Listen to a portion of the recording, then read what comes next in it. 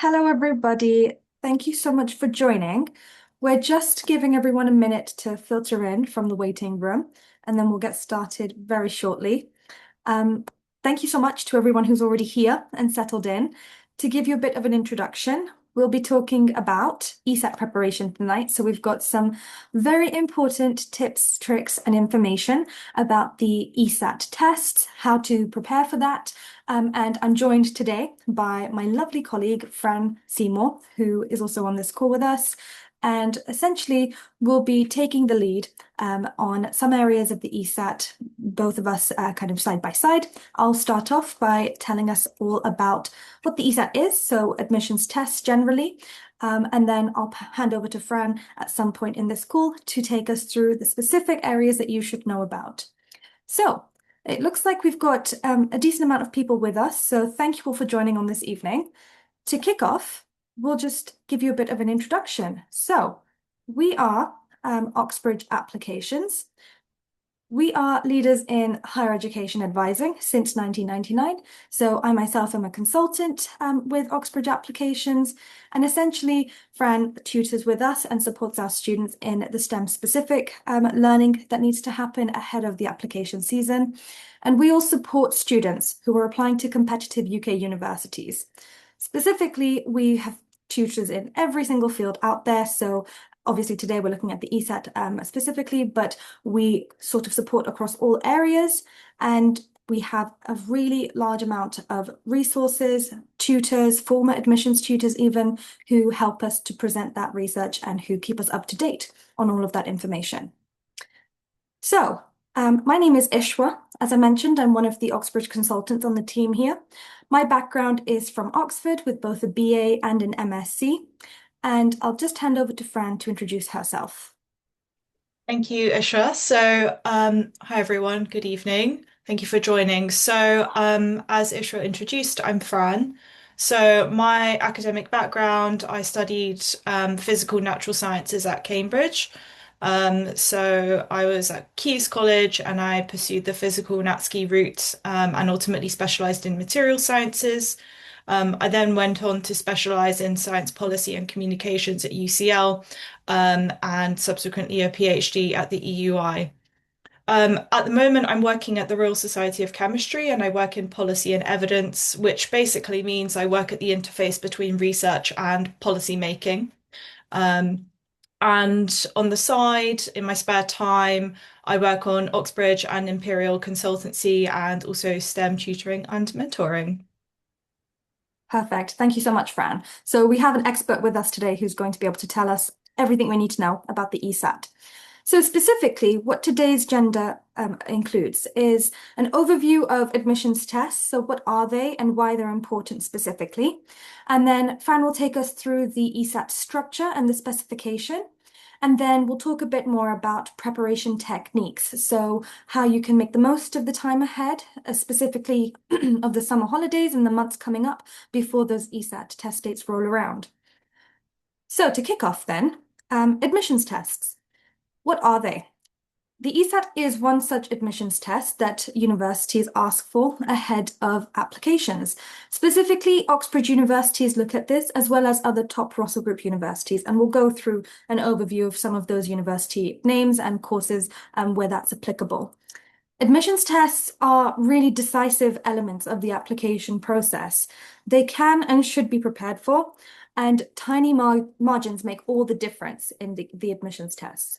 The reason being, admissions tests are one area of comparison that tutors can then make between their applicants. So it's usually enforced for subjects like within the STEM world that are quite competitive, where students send in lots of high quality applications. So to be able to discern between who are the most competitive applicants, who can keep up with the pace and the rigor of that institution and that course, they look to admissions tests to see which students are the best prepared for that. So the ESAT is exactly used for that purpose. If we look at things like course offer rates, we'll see again why admissions tests are really, really useful. So I've mentioned the competitiveness of some courses. If we have a look here at this graph, we can see that economics and management at Oxford typically has an admissions rate of 5%, so incredibly difficult to get into, notoriously one of the hardest courses to get on into Oxford for. Then you've got things like computer science at Cambridge, which sit at about 7%. Engineering at Cambridge also sits at 14%. And then as we go further along, we see other courses within the humanities field, like history, theology, and languages, which tend to be less competitive. So when we think about the course offer rates in this bracket, we've obviously got some really demanding statistics here. So what that means is tutors need to kind of go through a huge volume of applications. And the best way for them to sort of make that task easy for them and to pick out the best of the bunch is to enforce admissions tests where they can then select the top 10% or 20% of applicants to then take them on to the next round. So that's why it's super important. Otherwise, there's a huge volume that just cannot be sifted through as easily. So we can think of admissions tests as benchmark assessments, which tutors use to see how students align to their courses. And essentially, it helps them to see which profiles will be able to perform the best with the intensity of that course. I've got on this screen here a little bit more of a breakdown of all offer rates by course, specifically for courses which do ask for the ESAT test to be done. So we can see at the top here the natural sciences course at Cambridge. Usually students have about an A star, A star, A star profile for that kind of course, again, because the competition is very fierce. So they do pick out students who have a really clean profile with their A levels most of the time. And you can see that typically you have about 31% of students who apply to that course get on to study that course. Similarly, with engineering, students have a really clean profile with 3 A-star predictions and achievements when they finish their A-levels. And there is about a 27% success rate. So 27% of students who apply to that course get onto it. This might be a surprising statistic for some of you, but this is just to reinforce that the number of applicants per place is actually very high and very different for other courses. And so again, it serves to show why the ESAT and other admissions tests are super important elements of that process. If I just click on then to this page, we can take a look at what courses actually require the ESAT.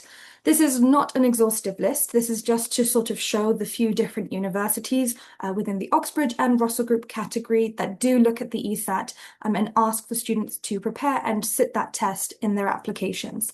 So first off, we have Imperial College London, which you can see there's a number of engineering, biochemistry courses, and essentially STEM courses, which ask for this specific test. The same goes for Cambridge University. Specifically, you've got chemical engineering, natural sciences on here, which ask for the ESAT. And we also have universities like Oxford and UCL, which will ask for the ESAT. It is really important to check what is required by the universities you're applying to, because the admissions test that you'll need to prepare for potentially have updated rules or updated guidelines, and universities like Oxford, for example, have not historically used the ESAT, but this year we've seen a huge overhaul of their admissions tests. So it's super important to take a look at the courses which will require this moving forward and to be informed, essentially, so that you can prepare as much as possible for those really crucial bits. So do take a look. And in the meantime, we'll be telling you a bit more about what the ESAT involves. So I'll just hand over to Fran to take us through the next few slides. Great. Thank you, Ishra, for that introduction to the ESAT and admissions tests. So I'll be taking you all through the ESAT in a little bit more detail. I'll be covering the structure, format, specification, as well as a bit of an intro into some tips and tricks based on my experience of supporting students through the process. So as an overview, the ESAT is a computer-based multiple choice assessment taken by students applying for a variety of science and engineering courses at Cambridge, Oxford, Imperial, and now UCL. It is running again this admission cycle for 2027 entry, making it the third year of the ESAT.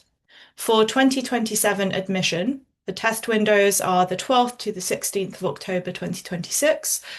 This is open for all candidates, as well as the 4th to the 8th of January 2027. This should be noted that this admissions window is purely for Imperial or UCL students only. There are some exemptions for example, the Oxford Foundation year, but if you are intending on applying for either Oxford or Cambridge, you must sit the ESAT in October. It should also be noted, and I anticipate this will be a question later on, that you can only take the ESAT once per admission cycle. So if you do it in October and you're not happy with your grade, unfortunately, you cannot resit it in January. Can we move on to the next slide, please? So, some useful information on the registration for the ESAT, and similar rules apply also for other tests, including the TMUA. So the ESAT is administered by the UAT, which is the University Admissions Test UK. They also run the new TARA and the TMUA.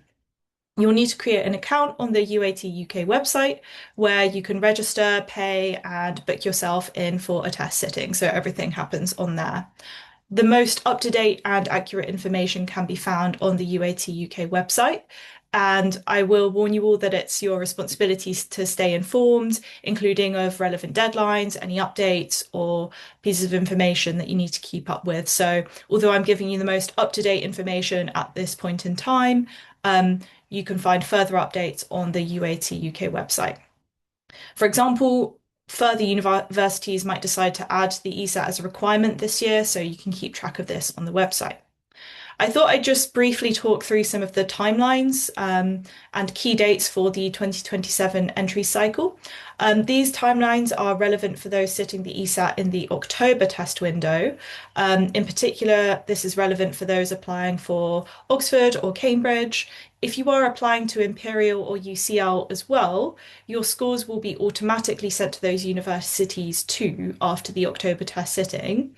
If you're applying to Imperial or UCL and not to Oxford or Cambridge, you may sit the test either in October or January. And again, to anticipate a question, no, there is no advantage to sitting the test either way, either in October or January.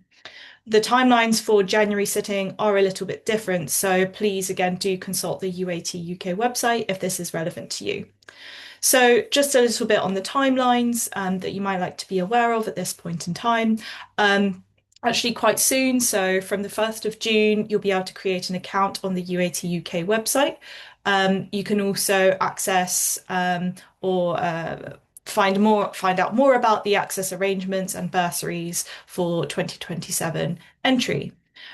From the mid to end of July onwards, the test booking will start to open for October 2026. You should be aware that the deadlines start approaching in September. There are deadlines for requesting access arrangements and also bursaries also. For example, if you need a separate room or a reader or a recorder or something along these lines, the deadlines for applying for this are in September. The test booking closes towards the end of September, so please do be aware of that. And again, it is your responsibility to sign up for the test and book in a slot at the relevant time. The test window is then the 12th to the 16th of October. So most of you will be looking at sitting the test at that time. If we could move on to the next slide, please. Thank you. So just to run you all through some useful information for the test day, candidates will have to take the ESAT at specialised Pearson test centres. These are kind of like the driving theory test locations. So they may be at your sixth form or college, but they might not be. You are expected to arrive with plenty of time to spare so that you can check in and present your ID. The assessment is completed on a computer in a controlled exam environment where you won't have access to the internet. And alongside this, you'll be given some scrap paper. What we found also in previous years is that students were either given some scrap paper and a pencil or actually an erasable whiteboard for their working. The purpose of this is to provide students with a means of writing their working, which is particularly important for maths and science. Um, but it's erasable, so you can't take it out with you.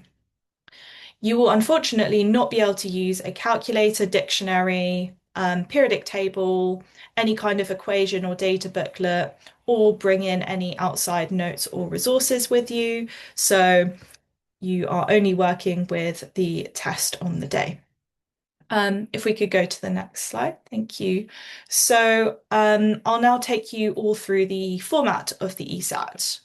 So the ESAT is made up of individual assessments, which are referred to as modules on the website, and these will be sat back to back.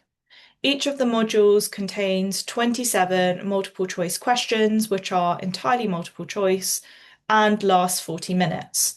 So in total, it will be a 2-hour exam for most of you. The modules include Mathematics 1, then we have each of the sciences, so biology, chemistry, physics, and a Mathematics 2 module as well. So all candidates have to sit Mathematics 1, it's a requirement, and candidates will generally take 2 further modules. Again, I encourage you all to check your university course page, and specifically, it will be the university course page rather than the UAT UK website, because your university course page will set out any specific requirements. For example, some courses let you pick out further 2 assessments. So natural sciences at Cambridge require mathematics 1, and then you can choose to set 2 further modules out of biology, chemistry, physics, and mathematics 2. Other courses, like engineering, might require mathematics 1, physics, and mathematics 2. So unfortunately, you don't get a choice in that.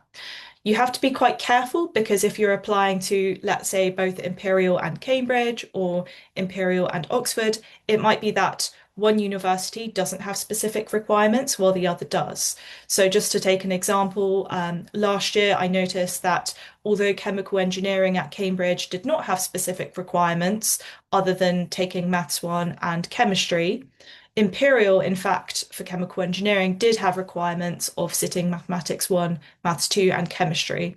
So a sort of word of warning there that you should just be careful as you're choosing your modules. If we could move on to the next slide. Thank you. So just to take you all through some useful information in terms of the scoring. So for each module, and again, as a reminder, you do 3 of these and each one has 27 questions. Your raw mark out of 27 is converted into a score. And this will be from 1, which is the lowest, all the way up to 9, which is the highest. And these are all reported to 1 decimal place. The scoring is set such that the median score is usually around a 4.5.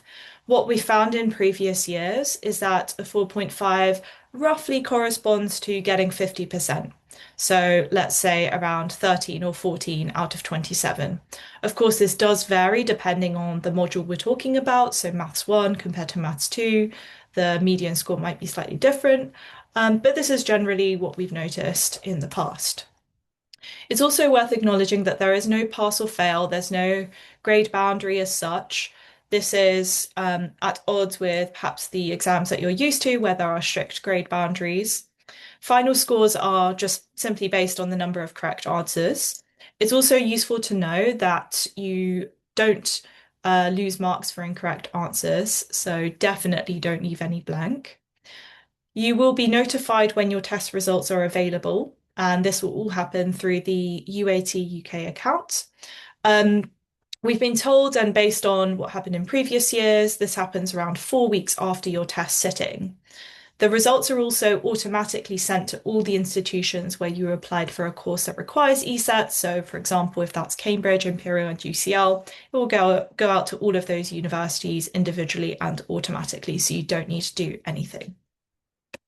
If we move on to the next slide, we can discuss the specification in a little bit more depth. And I expect there'll be lots of questions on these as well. So the ESAT specification is as follows, and I can talk through each one in a little bit more depth as well. Primarily, the ESAT is focused on GCSE and first year A-level maths. So in Mathematics 1, the specification is more or less based around GCSE mathematics. For biology, the specification is based around GCSE and first year A-level. For chemistry, it's the same case, so GCSE and first year, similar with physics as well. The only difference is Mathematics 2 is primarily based on Year 1 A-level mathematics. It is not based on Year 2 A-level mathematics, nor on further mathematics, so you're not at a disadvantage if you don't take further maths. However, you might find it more accessible if you do. The full ESAT specification is available in completion on the UAT UK website. I highly urge you all to consult this very carefully, and I usually recommend this as a first step for students preparing for the ESAT. I would flag as well that it's especially crucial, in my opinion, for those studying alternative qualifications other than A levels. So, for example, the International Baccalaureate, the French and the Spanish baccalaureates as well, or other equivalents. The reason why I would flag this is that the ESAT is based around GCSE and A level curricula. And although you may cover similar content in maths and physics, chemistry, and biology through these other qualifications, the order in which you might study these topics could be slightly different. And I've noticed in previous years that students, in particular studying French or Spanish baccalaureate, have to do a little bit of extra reading and read ahead through the curriculum in order to cover everything that is required on the ESAT specification by October. The focus of the ESAT is more or less on your ability to use and apply your science and maths knowledge. It uses science and maths that you are very, very likely to have already learned in your school studies. So, for most students, there is no need to read ahead or try to complete the A level or anything like that ahead of time. And I would say that the best way to prepare, and at least a first point of call, is to familiarize yourself with the test format, the specification, and the style of questions. I would definitely recommend that you begin by reading the test specification to see if there are any topics that you need to revise first, before then going into past papers and eventually onto sitting the specimen and practice tests under timed conditions. So we can come back to more on the specification later through the questions, but for now we can move on to the general tips that I have for you all. So, based on my experience of supporting students in previous years with the ESAT and the predecessor exams, I thought I'd put together some general tips that you all might benefit from. So, as I mentioned previously, the ESAT is likely to be quite different to exams that you've sat in the past. Many of you, I'm sure, will have received top grades at GCSE and you'll be doing really well in your A levels. You might be on track for the top grades at A levels as well. And so this assessment, as Ishra highlighted earlier, it's used to differentiate between those top students. So it is meant to be challenging. It's designed in that way. At the very minimum, you should be confident with all of the topics from GCSE and first year A-level maths and sciences, at least those that you're planning on sitting as part of the assessment. Beyond this, you can prepare by trying questions and eventually pass papers under timed conditions. The number one thing that I see with the ESAT is that students do not necessarily find the content and the questions in and of themselves to be very, very challenging. What is challenging, however, is the format of the test and the fact that it is extremely time pressured. For those of you that will remember, as I brought up earlier, you have 27 questions to do in 40 minutes for each of the assessments. And that means you have a little under 1.5 minutes for each question. So it is certainly very, very time pressured. So moving on, and you continue with the tips and tricks for the ESAT. I put together this list of what I think are really, really important skills that are perhaps like a recipe for success for doing really well in the ESAT. So to begin with, problem solving. You will have to be able to apply your maths and physics, chemistry, or biology knowledge to solve multiple choice questions. The structure and wording of ESAT questions is quite unique, in my experience, and so they might feel a little bit unfamiliar at first, at least when you begin to prepare for the ESAT. The next thing is time management. Timing is really, really key, as I highlighted earlier. You've got to be able to work through questions under intense time pressure. You only have 40 minutes for each assessment, so you should aim to answer each question quickly. And the difficulty here is to answer the questions quickly without compromising on accuracy. It's totally normal to skip questions with the aim of going back to them. Um, or take an educated or hopefully educated guess if you're really unsure. There are definitely techniques that you can use since it's a multiple choice test, which we'll come on to in a second. The next is attention to detail. And I would flag that this is a particularly relevant point for the Maths 1 section. This is because some questions are intentionally misleading, or they offer several answers that look right or look really similar to each other. So it's important to read the questions carefully and to make sure you don't rush to avoid silly mistakes. Silly mistakes is probably one of the main reasons why I see students, and top students in particular, losing marks where they didn't have to lose them. The next is having strong mental maths, and in particular, non-calculator maths. As I flagged earlier, the ESAT is a non-calculator paper. Um, I can say that definitely when I was in year 12 and year 13, I developed a rather strong attachment to my nice fancy calculator. And for me, when I was preparing for admissions tests, that was something that was quite difficult to get used to, working through maths without a calculator again. So I definitely urge you all to, as you're working through your preparation, to try the questions without a calculator so you can get used to it and accustomed to it before the test so it's not a shock. Um, it might be worth brushing up on mental maths, either through the ESAT resources or through other resources. The next point is the recall and application of important formulae. As I mentioned previously, you will not have access to any kind of equation sheet, periodic table, any kind of data booklet. So you have to be able to remember all of the key formulae from GCSE and first year A-level maths, as well as the science modules that you're planning on taking. Don't worry though, you don't have to memorize every single equation out there. Everything is very clearly laid out in the specification. So if it's in the ESAT specification, you need to know it. And if it's not, you don't need to know it. This is actually something that I find really great about the ESAT specification. In particular, this is quite different to how Oxford used to run the PAT, where in all honesty, the specification was a bit of a guessing game. So everything is very clearly laid out for you in the ESAT specification. Finally, the point I would make lastly is on exam technique. So to perform well in the ESAT, you should use appropriate exam technique, which might include appropriate time management. The ESAT ultimately is a multiple choice marked by a computer. You don't need to show any working. So all you need to do is select the right answer.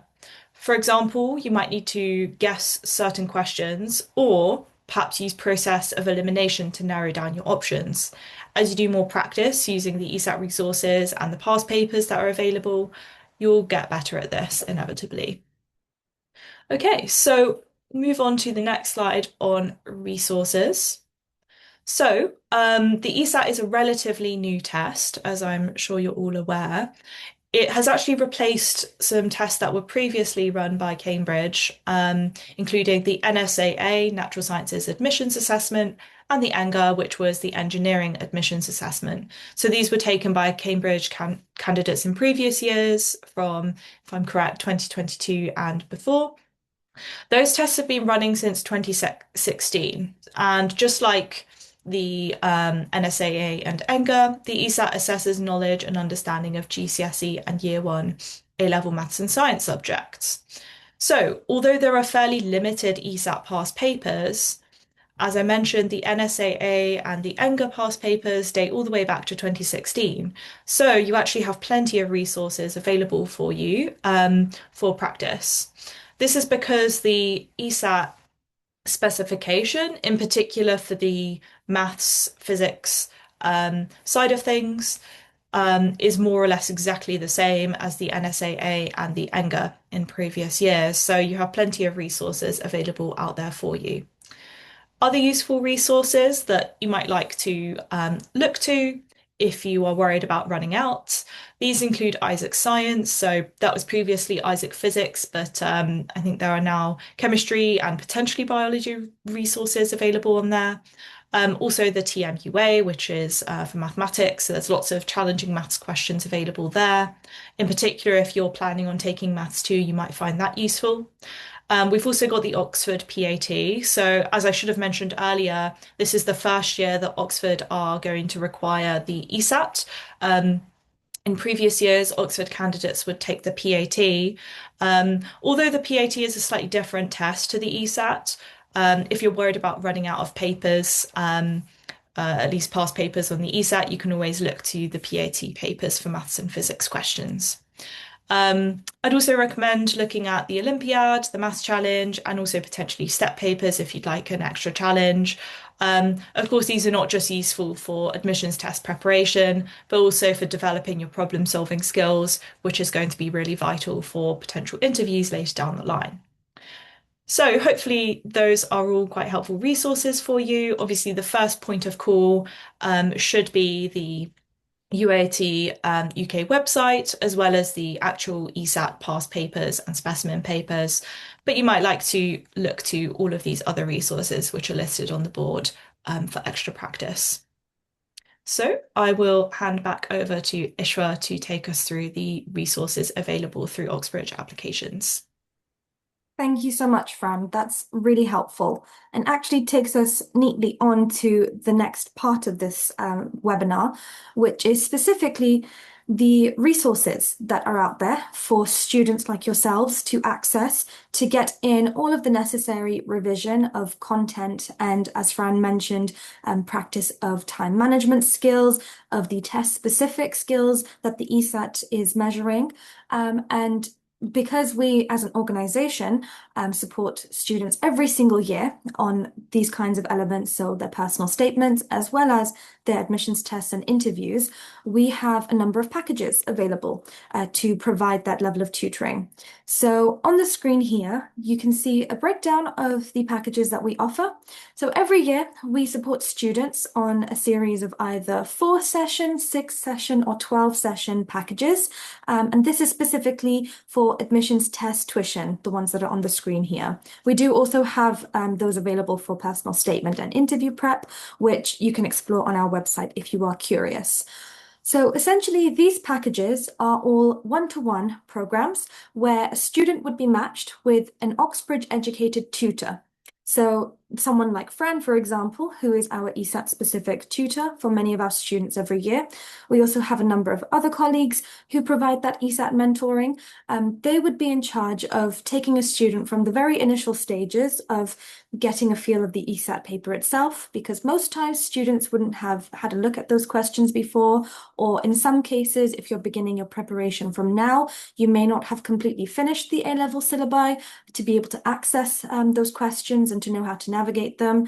So our job is to sort of take you through the entire process and to holistically build up those skills so that by the time you finish your sessions with us and you get closer to that test deadline, you'll feel really confident and in a strong place to do as best as you can. So specifically, these one-to-one sessions, they are tailored to your particular needs and the areas of weaknesses that you might have. So tutors might look at more content-specific provision or particularly practice papers, for example.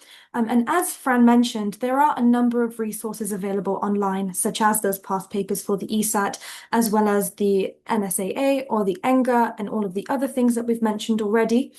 But because they are sort of exhaustive. There aren't an endless supply of those resources available. We have created our own bank of mock admissions tests. So we actually, very helpfully, have some additional ESAT papers that we support students with. So often our advice is to begin your preparation. So to do that revision, start practicing a couple of those ESAT questions and papers from our mock resources so that you can save those past papers which have been published by the UAT, that's online as well, to save those for closer to the actual test deadline, because those are previous exam papers. They are going to be the most reflective and representative examples of revision that you can do. And it's always really useful to see how you fare on those kind of papers when you've actually done a bulk of your revision and prep work, so that you have a more realistic sense of where you're going and what areas you might need to still work on before the actual test date. So on the screen, you can see that we have a QR code, which will take you directly to our admissions test tutoring pages. And then you can have a look at the different packages offered there. We do have a exclusive QR code, QR code and discount code available for you here. So you can see on the screen, we've got webinar 0504, which is for a 10% discount on any of those packages. And it's only available until the end of May. So I would really encourage you all to take a note of that, maybe take a picture if you would like, and just keep that safe, because as Fran mentioned, the specification itself is quite weighty because there are a few different modules that you're covering. And so the content and the time management revision of this particular test may well take a bit of adjusting and getting used to when you begin your work. So we always encourage students to begin that preparation sooner rather than later, especially as when you consider the timeline, you will be doing things like the personal statement via the UCAS application for the October 15th deadline as well, if you're applying to places that require the ESAT for Oxbridge, for example. So it's really, really important to have a look at all of the workload of this application process and to manage that strategically. So using the summer holidays as a resource of time specifically is going to put you in the strongest position to actually be able to get those top marks for the ESAT. So just to give you a bit of information on those packages, once a student is booked onto that, so you can book that directly via our websites, you'll then be set up with a tutor within roughly 3 to 5 working days. So we do our best, and in seasons like this, where students are slowly starting to ramp up their preparation, that matching timeline happens much quicker. But as students sort of wait and the summer holidays roll around, that can get busier, and we obviously do our best to make sure that everybody gets matched up as soon as possible. But again, this is a reason why we encourage you to use your time and to make sure you get that preparation and those sessions booked in early. So if you have any questions about any of that, you should very much feel free to use the contact details on the screen. So that's our direct number where you can call in, or feel free to email us as well. And we'll be happy to go through any questions and explain that further. But this is one really helpful resource that we run every single year. And I really encourage everybody to take a look at it if you haven't already. Aside from those one-to-one packages of support, then, we also offer our Oxbridge applications admission test days. So these test days are essentially online courses similar to this discussion that we're having today, where we help students to perform their best in their entrance exams. So we have ESAT-specific admissions test days running this year on the 6th of August. So that's specifically for ESAT B. That means for the ESAT test, which is relevant for students who might be studying things like the Natural Sciences B pathway at Cambridge. And then we have on August 20th, the ESAT P test date. So again, do have a look at which test is more relevant for the courses you're applying to, and then feel free to book on our website directly for either of those. We have a QR code on the screen again to take you directly to the webpage to help do that. But these are really helpful days where students will very kind of fluidly be able to go online to that call and to hear from a tutor directly all of the content and the revision that they might need to get in. So these are structured sessions where we're going over specific information where students can then practice, revise, and take notes, and then actually do some timed mock tests. So they will be working in small group sessions with a specialized tutor. These are slightly different from the one-to-one packages because they are in small group settings rather than completely one-to-one. Again, really fantastic resources, and they are sort of designed to happen in the summer period so that students, if they're traveling or if they're a bit busy, they can still get work done, and fit that around their timeline if they aren't able to dedicate one-to-one time through packages instead. So do take a look if that is of interest. So, just to wrap up everything that we've talked about today, we've gone over a lot of information and some really specific details that everybody should know about regarding the ESAT. But just for a couple of final notes, as I said, and as Fran has mentioned, early preparation is key. So, again, really use the time that you have ahead of you and make use of your resources. And if you need to have a chat about how to strategically use your resources, we can talk about that more on a one-to-one basis if you'd like to call in or email in.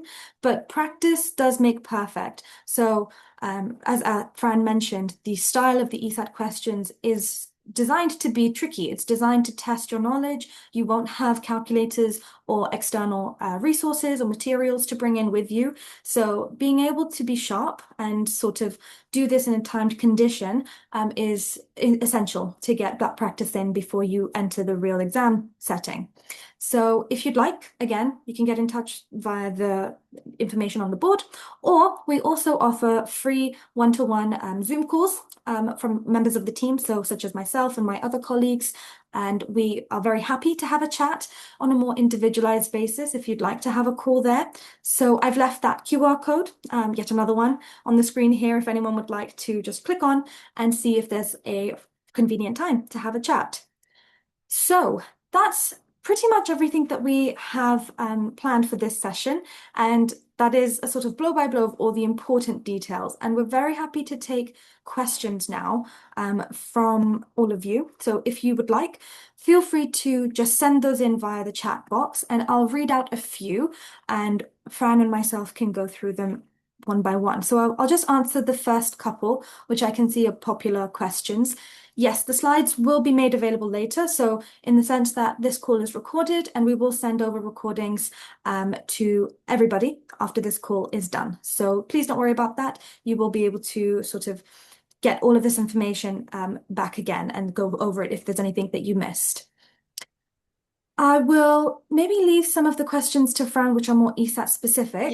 Yeah. So for example, we've got one here asking, how important is the ESAT when making decisions for Cambridge Natural Sciences compared to other factors like teacher references and GCSE grades? Yeah, no, that's a really good question. Of course, all of these various factors are very, very important and have to be in place to make a competitive application. So having really solid GCSEs, in particular for the science and math subjects, is really key. Teacher references, of course, are important, as well as having a really solid personal statement. Additionally, having really solid predicted grades for your subjects, and in particular for Cambridge, for engineering and natural sciences, these tend to be all A stars, as the minimum offer for Cambridge courses like natural sciences and engineering are quite often two A stars and an A. We see the same for Imperial. For Oxford, for the most part, we see an A star and two A's for those kinds of subjects. But overall, having some really competitive predicted grades and target grades is really crucial. So, alongside that, having a really strong ESAT score will put students in the best position to be offered an interview. Ultimately, the way I see it is that the ESAT is an opportunity for you to stand out amongst the other candidates and to make sure that you get an interview offer. If you get to the interview stage, what we do find is that a really strong interview performance can make up for a slightly more average ESAT score. Ultimately, though, having really, really strong A-level grades and predicted grades is the most important thing. So hopefully that answers that question. Um, Thank you for that. I think then another really good question that I've just seen come up is how competitive is the test booking and is it likely to book up? In your experience, Fran, what would you yeah. say? Yeah, that's a really good question, actually. We noticed, so we're now on 2026. For 2024, so the test booking 2 years ago, it was very competitive. Lots of students found that they weren't able to get a test booking anywhere near where they lived, and they had to actually sort of commute to a test centre at like 7 a.m. or something like that. We didn't see anything quite as bad this past time around, and now that we're in the third year, I expect that the arrangements for the tests are much more secure, and there hopefully won't be so many issues as we saw in previous years. Having said that, though, if you know which modules you want to pick and you have a preferred test centre, I would definitely recommend getting booked in as early as you can to avoid any disappointment. Absolutely. And just to echo that, it's super important to definitely register in a timely way and then book on for your local test center or your preferred test center, because without actually being able to do that and not completing the ESAT requirement, your applications to those universities won't be complete or valid. So you don't want to be in that position. So just planning ahead is super important. Um, the next question then is, if you're applying to two different courses that require different modules, is it possible to do four modules in the ESAT instead of three? That's a really good question, and I have never really noticed that or have seen that come up before. Um, there's no sort of response, so I don't think you'd be able to follow up on that question. But I'm just trying to think of a possible example of that. I suppose if you're, let's say, taking chemical or applying for chemical engineering at Imperial, which requires chemistry and mathematics too, and then perhaps a slightly different engineering course that requires physics and mathematics too, you'd be in that situation. In that case, it will be possible, from what I understand, to take four modules instead of three. Having said that, though, you're definitely making your life a lot more difficult by taking four modules with four different subjects to prepare for. As well as that, you might like to consider whether your application will be cohesive. If, for example, you're applying for chemical engineering at one university and then physics or engineering at another university, that will be quite difficult in terms of formulating a personal statement. So yeah, definitely a good question, something that hasn't come up in my experience before, but something to yeah keep an eye on if that's going to be relevant for you. Yeah, absolutely.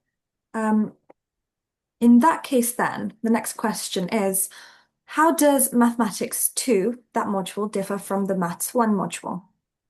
Yep, another really good question. So, Mathematics 2, as I highlighted earlier, is based more or less purely on A-level mathematics content, in particular, pure maths content that you would have covered in the first year of your A-level.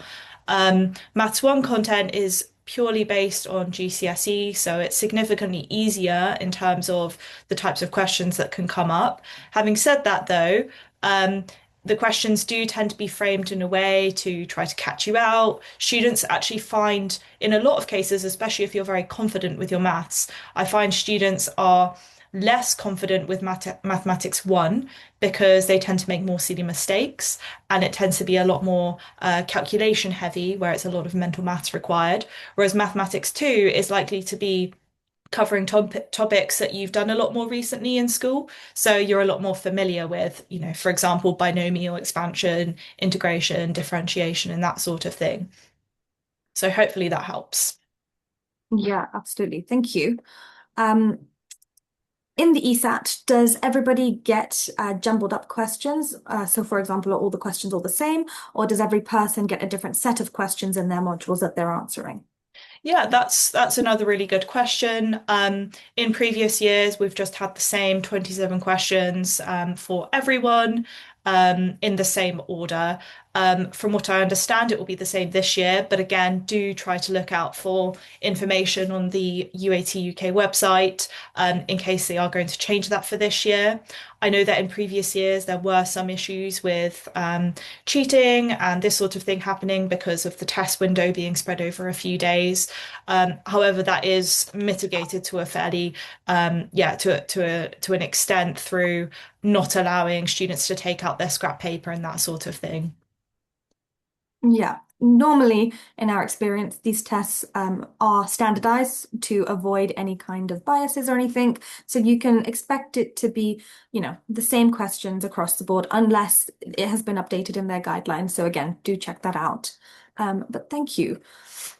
Then looking at the next question, are you able to move between questions or do you have to completely answer the question that you're on before you can move on to the rest? No, you don't have to complete all questions before moving on. It is possible to leave a question blank. Again, because you don't lose any marks for getting incorrect answers, I definitely wouldn't recommend that. I also did suggest earlier potentially to leave a question blank, flag it, and go back to it. Having said that, though, because it's so time pressured, it's unlikely that you'll have time to do that at the end of the 40 minutes. So I would plan to, at least my strategy would be to um, work through a question, attempt to solve the problem. If you can't, take an educated guess and then move on. But yes, in theory, it's possible to go back. Great. Would you say that the math section of the ESAT paper is harder or easier than a test like the TMUA? Yeah, that's also a good question. I would say the mathematics 2 section of the ESAT is fairly comparable to the TMUA. At the same time, they are different tests designed for different students applying for different courses. And so they are targeted to students, either mathematics students or engineering and sciences students. And so they are designed slightly differently. However, the format is quite similar, and that's why I recommended using some of the TMUA past papers as extra practice, in particular for the Maths 2 sections of the ESAT. Yeah, absolutely.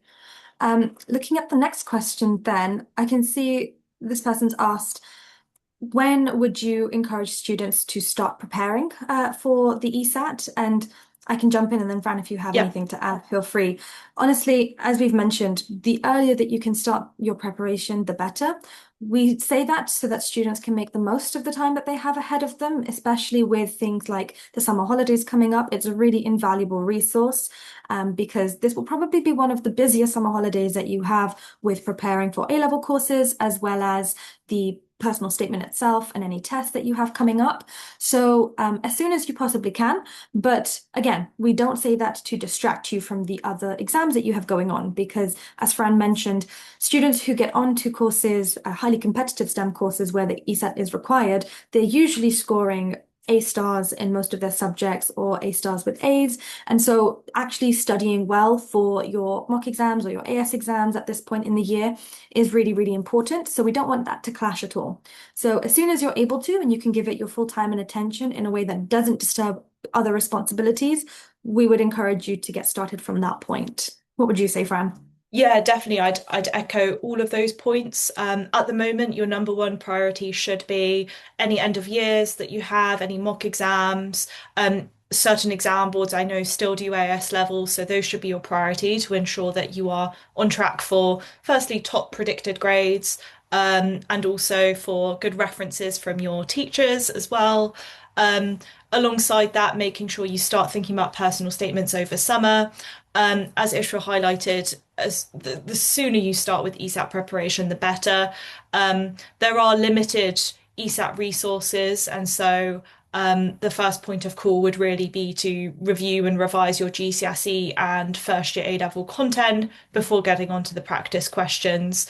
And I personally would recommend starting to ramp up the ESAT prep when you have time for it.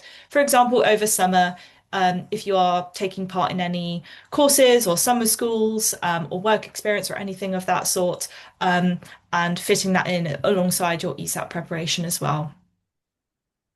Yeah, absolutely. Thank you, Fran. I can see there's a couple of popular questions that I'll just jump to. Fran, what would you say are the sort of marks a student should be achieving at the ESAT to get on or shortlisted for interviews, for example, at Oxbridge? Yeah, that's a really good question. And I can only really speak to what we've seen in the past for Cambridge and Imperial, because this is either the first or second year that UCL has required the ESAT for some of their courses, and it's the very first year that Oxford are requiring the ESAT. So in the past, Oxford would mainly require the PAT for physics and engineering courses. So we don't necessarily know what Oxford will require, but in the past for Cambridge and for Imperial, it's tended to vary course by course, to be honest, and in fact, college by college. Um, in general, as I mentioned, the median or average score tends to be around a 4.5. However, a really competitive result would be around 65% and above, which tends to correlate at around a 6.5 or so. Um, One thing to note, and perhaps a question that has come up as well, is that you don't need to necessarily perform exceptionally well in every single module that you take. You need to perform sort of well enough to stand out in each of them. But if one is perhaps a little bit lower and another one is a lot higher, those can balance out. So although they do like to see a very competitive score in each of the modules. It's okay if you do slightly worse in another and slightly better in another of the modules. Thank you. Um, would you, one person has asked, can you take the ESAT in year 12 and then in year 13? So for two different cycles, essentially. I see. Okay. So this is a good question actually. Um, because you can only register to take the ESAT and you can only actually make an account on the UAT UK website if you have a UCAS number, a reference number. So you actually have to make your UCAS account first, and this is usually done through your school, your sixth form, and then you can make your ESAT or you can make your UAT UK account. So unfortunately, you cannot well, unless you are planning to apply for university in year 12, which I doubt anyone really is, yeah, unfortunately, you can only do it once you get to year 13 because that's when you'll be applying for university. You can, however, if you are unsuccessful applying in year 13 and you decide to take a gap year and reapply the next year, it's of course possible to take the ESAT again as many times as you like, but it's only once per entry cycle. Yeah. Um, are there breaks between the modules that you sit, or is it a paper that you run through completely? Yep, another good practical question. Yes, you do have time for a short comfort break between your assessments, but if you are in the middle of one of the assessments, you cannot pause it, leave for a comfort break, and come back without using up your time. So yes, there are short breaks between, but they do try to minimize these as the test centers like to keep to a tight schedule to fit everyone in. Yeah. Um, one question we've got here is whether completing the ESAT for one university will help their applications to other universities that don't require the ESAT. And I'm happy to kind of provide a bit of an answer here, and then Fran, feel free if there's anything I've missed out. Other universities that won't require the ESAT explicitly are not going to be able to sort of assess your application with that in mind. So they won't actually be able to give you a place based on how well you've done in the ESAT, for example. So the only universities that will really consider this are those who have explicitly said that they're looking for students who have done the ESAT as well. So essentially, it will be a part of the application that is visible. So your scores do get sent off to the universities that you're applying to, but it won't make or break any other decisions. But do correct me if I'm wrong, Fran, if there's anything else on that matter you'd like to say. No, I'd agree with that. I don't think I have anything else to add on that one. Cool. Um, then we've got time for a couple more questions. I'm just looking through the most popular ones. We've got one question asking that if a student doesn't meet the required A-level grades or the expected A-level predictions, but they achieve exceptionally well in the ESAT, will that affect their university application? Good question. Yes, Ishra, would you mind just reading that out one more time? Yeah, so if a student is applying to universities and they don't actually meet the entry requirements in terms of the A-level grades that are advertised, Yeah. but they go ahead and they sit the ESAT and they've done really well in it, will that affect their university application? Which is a good question. And actually, I can give a bit of an answer. And then, Fran, if you Hmm. have anything else, feel free to jump in. Yeah. Essentially, with situations like this, Because there are a significantly high number of applicants who will both meet the expected A-level grade requirements and be performing very well in the ESAT, it's unlikely that there will be cases like this which slip through, which is unfortunate because obviously the ESAT is an area that if you prepare for really well, you can sort of redeem yourself.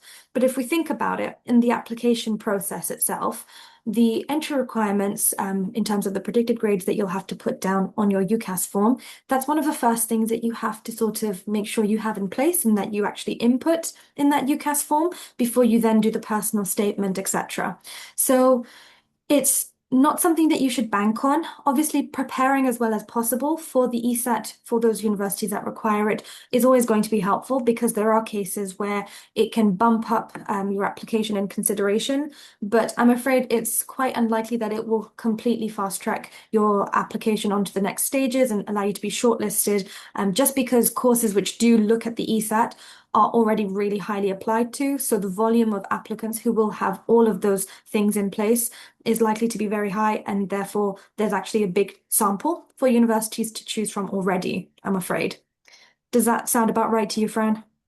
Yeah, no, I would agree with that. Although having a really, really strong, exceptionally high ESAT score is fantastic and would strengthen your application, ultimately at the end of the day, offers rest on your final A-level grades. So, if, for example, your predicted grades are not there, or you are offered a place and unfortunately you don't meet your required grades, then the ESAT score cannot kind of compensate for that. But yes, as Ishra pointed out, it's not a case that we see too much, too often. Yeah. And I'll just take a look at one last question then. So somebody here has asked if you plan to take a gap year, so you have already sat the ESAT in 1 year, and then you decide to take a gap year and reapply potentially to applicate to other universities in a new application, can you use your ESAT results from the previous cycle for that new application? And I don't believe you can. That will be a case where students will have to sort of reapply and re-register for the ESAT test dates, and that new application will have their scores attached to it, and universities will then be able to see that and consider your full profile, because that will be a new application. If, however, you have done a situation where you've already applied, you've sat your ESAT, and then you have secured a deferred offer for the following academic year, then absolutely there's no need to redo any of those processes because essentially you've already been given that place by that university. So that would be my understanding. What would you say, Fran? Yeah, no, I would agree with that. In the exception of receiving a deferred place, which, to be honest, for maths and science subjects at Oxbridge is not that common anyway. Yes, you'll need to reset the ESAT if you plan on reapplying. There's a number of reasons for that, not least because new universities are requiring the ESAT every year, but also because there might be slight differences in the specification, in the level of difficulty, in the types of question that come up every year. And every year, the marks are contextualized across all of the other applications. So we cannot necessarily compare marks year on year. And so it has to be contextualized within the cohort of, in this case, the 2027 entry cycle. Yeah, absolutely. Um, Thank you so much for the really good questions. I hope that they have been insightful for everybody, even if you didn't ask that particular question. There's still a couple, but I'm just conscious of the time. So as I've mentioned, please do feel free to reach out to us via the email address on the screen or the number we've got here. And all of our team are very, very happy to have free video calls with anybody who still has questions on their minds, or you may have a particular personal situation and application process that you're thinking about. So we can definitely go over that in more detail if you'd like to follow up from there. But essentially, if you do have any more ESAT specific questions, again, as Fran pointed out earlier in this call, there is the University Admissions Test UK website that you can go to, which will have all the up-to-date specifications, guidelines, timeline, etc. And I believe I also saw a couple of questions pop up about the registration and the fees involved for that. There is a small fee involved for registering for UK admissions tests, so you can take a look at that from there. And there are some exemptions for families from low-income backgrounds, for example. So there are ways of sort of accommodating for your needs and your situation, but that is something you can look at from the website directly. So, hopefully that's been helpful for everybody. Thank you again so much, Fran, for all of your expertise and knowledge. So, we will send over a recording of this call to everybody who's registered. And if he doesn't reach you, then you can always give us a call at some point in the week. But thank you, everybody, for attending and have a good rest of your evenings. Thank you. Thank you, everyone.